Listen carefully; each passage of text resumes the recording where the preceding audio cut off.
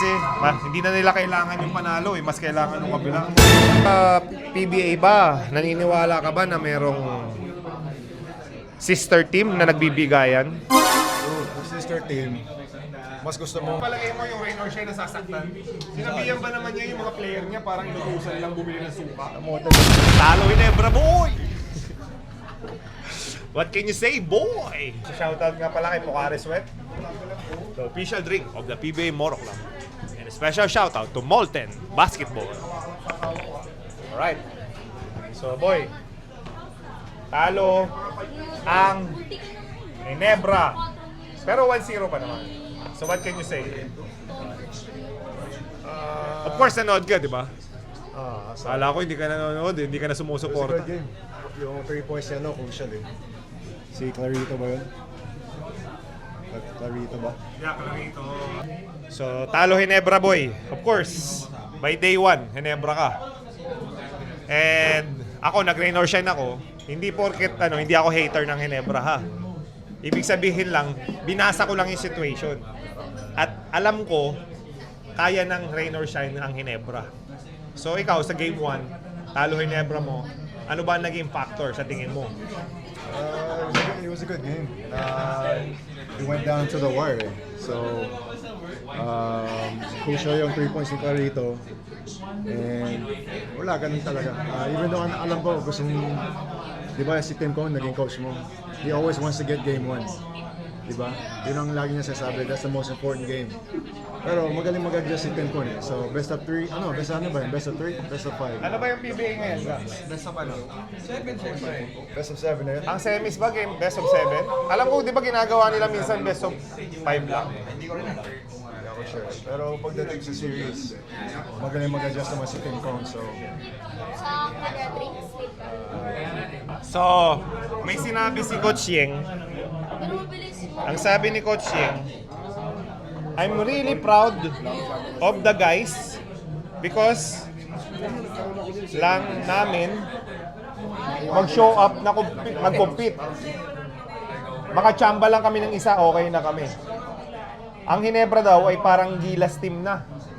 Kalahati daw sa Ginebra parang Gilas na. Sino ba naman daw sila? Parang inutusan lang daw sila bumili ng suka sa tindahan. Si Coach Yeng galing nga mag-motivate. Parang he uses it as a way to parang be the underdog, and then it motivates the players eh. Mind game. Yeah, parang mind game siya eh. Mina-mind game niya si Coach Tim. Parang pinupuri niya reverse psychology. Parang yung expectations, mababa lang. Diba? Pero if they win, parang nag-overachieve sila. Gax, sa palagay mo yung rain or shine na sasaktan, sinabihan ba naman niya yung mga player niya parang inutusan lang bumili ng suka? Motivate sila bro. Yun, tama Jed, yun yung motivation ni Coach Yeng. Kaya alam naman si Coach Yeng pag salita sa player. Buti pa nga, hindi pa minumura. Alam naman yung mag-coach yun. Talagang didiin ka hanggang talagang tawag dito, maduro ka sa court. Diba? So, nakita ko, napanood ko yung highlights eh. Ang ganda ng laro, ang ganda ng palitan ng tres, ng depensa, alam ko Ginebra na eh, kasi nakalamang na ng fourth quarter eh. Pero break of the game yung 3 points si Clarito. Yung sa corner, ganda ng laro niya eh. Tapos hindi na shoot yung tira na yung pangtay na 4-point play ni na Barrientos. Talaga, bawin lang sa game.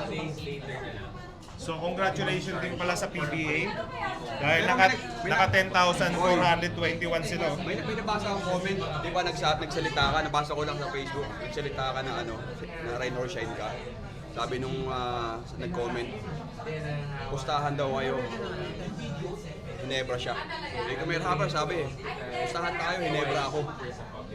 Sabi ko sa comment. Nabasa ko na sa comment. Ikitalo sana siya. Hindi. Sa series siguro. Talo. Hindi kasi hindi ako hater ng Ginebra. Ang sa akin lang, opinion ko to eh.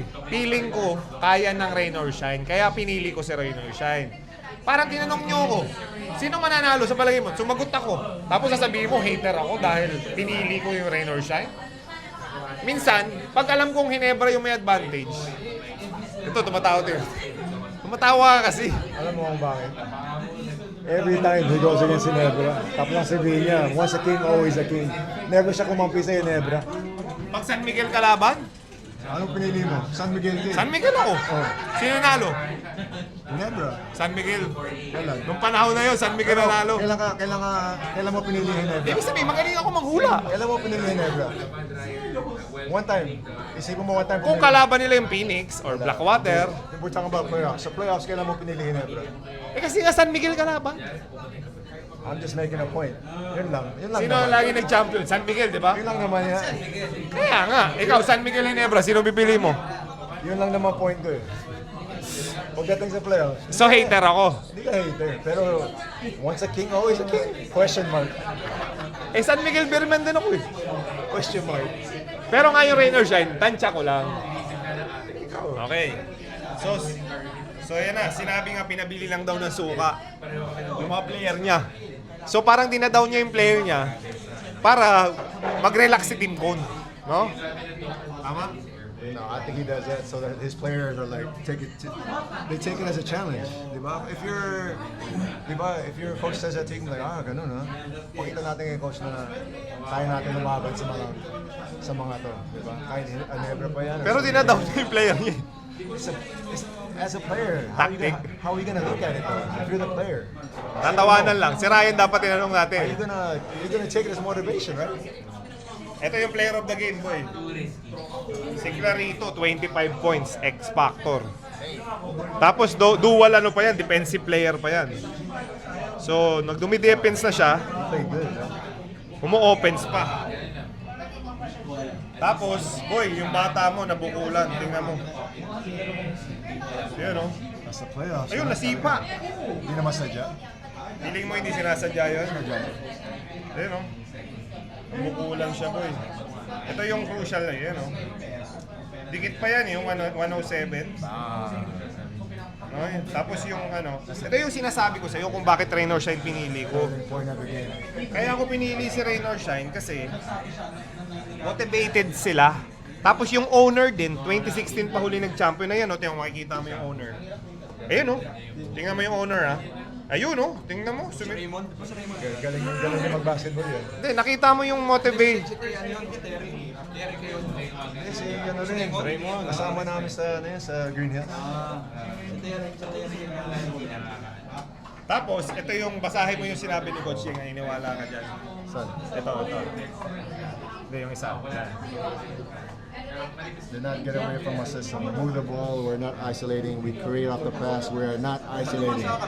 We move the ball. We catch. We attack. We're not isolating. So yun nga yung sinasabi ko sa'yo. Yan ang weapon nila ngayong season. Kaya wag nyo akong sisihin kung bakit pinili ko si Rain or Shine.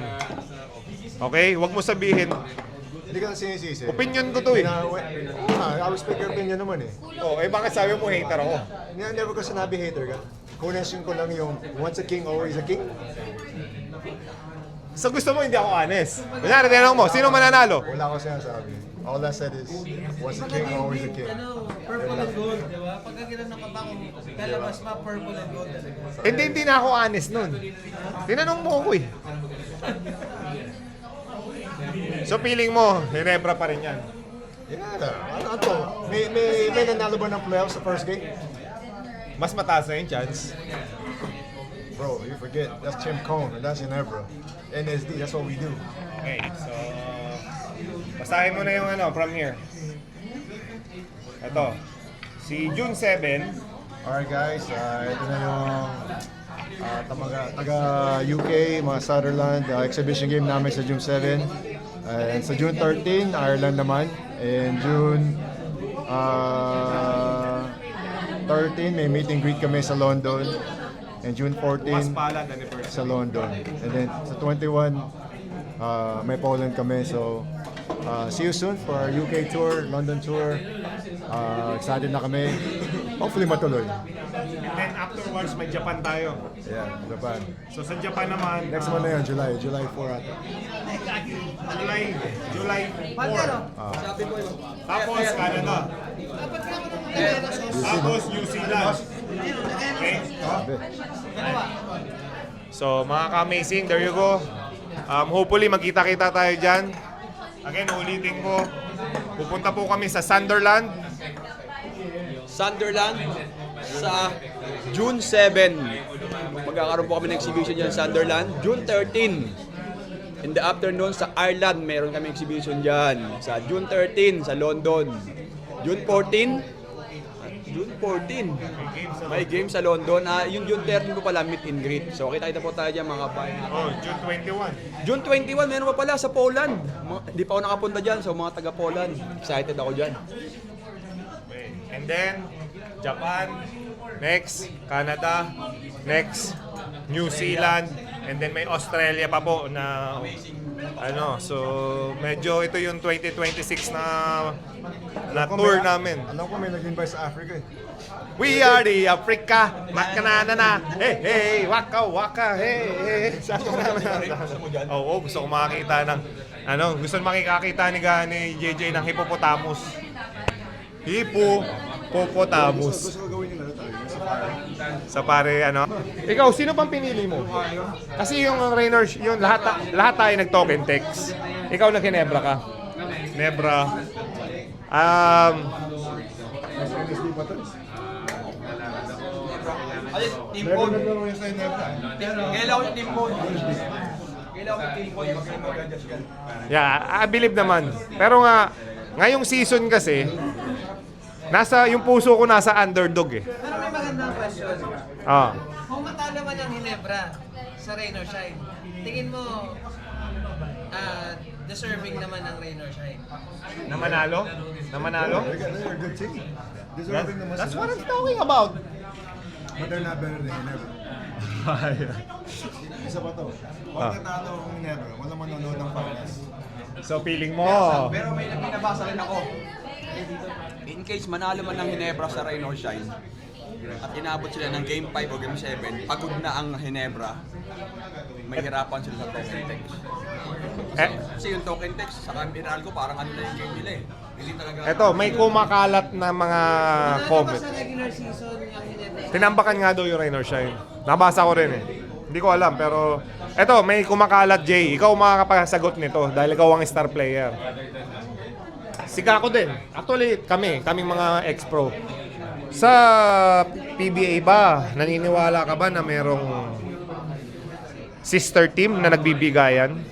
Bro, yung sister team, mas gusto mong talunan yung sister team. You're not gonna, pagdating sa bonus, walang sister team. Walang ganun. Exactly. Kasi gusto mo pakita kay boss na kami yung... Dapat maging favorite mo. Oo, walang ganun, walang... So, it's the other way around. Actually, nasabi yan nung game ng Meralco tsaka Token Text, nasabi yan nung announcer. Ako sa 10 years ko sa pro, 10 years.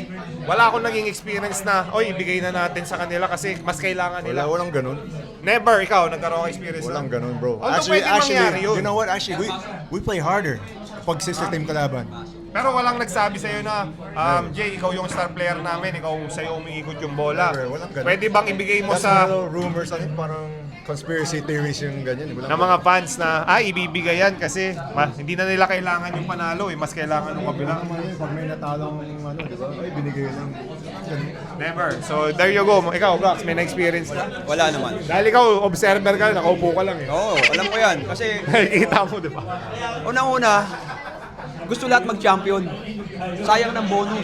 Di ba? At kumbaga, pag nandun ka na sa semi, sa finals, yun na yung money time eh. Hindi, may na-experience ka ba na napansin mo si James Yap, may sinabi yung coach na, James, huwag ka na muna maglaro, ibigay muna natin yung game dati nung Pure Foods Day.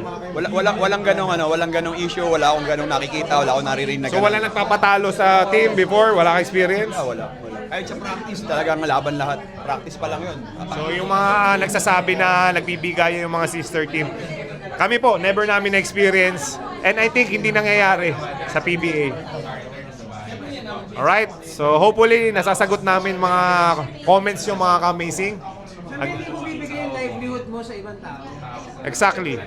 Pero nga, mapapansin naman namin mapapansin ko kung may nagganon. Si JJ lalo, si Gax. So kahit sino tanongin nyo sa PBA, I think pare-pares yung sagot namin na baka siguro may nangyari na hindi namin alam. Di ba? Baka may possibility, no? Sino yung papatalo na Walang, ako nga, sa akin ha, I don't think it's impossible, man. Okay, so mga ka-amazing, pasensya na kung maingay sa ambience namin. We do this come and go, very raw. So nakita nyo yung ambience namin. Kahit restaurant, beach, NBA naman. okay, 1-1. NBA. Spurs. I will. OKC ako. Hindi ako nakakuha ng ano ah. No? Dadal mo eh. Hindi ako tinirahan ng ano ah. Oh? Gandang laban. So OKC. Spurs, OKC. Spurs OKC. ako eh. Ever since ako, Spurs ako. Hindi, ganito kasi yung deal natin. Ano ako guys, Spurs. Spurs ka? Para revenge ni Wemby si Shet. Ang PBA namin, siyempre nag-ross ako.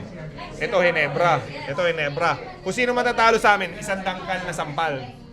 Yan na naman. So, ayaw mo? Hindi ako kumpiyansa? Ano, hindi ako kumpiyansa oh. Let's go. Bigas kasa mo. Nagkapa, yung okay. Kain po mga ka-amazing, kain tayo. Oh, OKC versus Spurs. OKC ako. Dahil opinion ko to. Tuto na sushi. Ikaw? Uni sushi. Ano? Ano yan? Sushi. Tuna sushi. Sushi!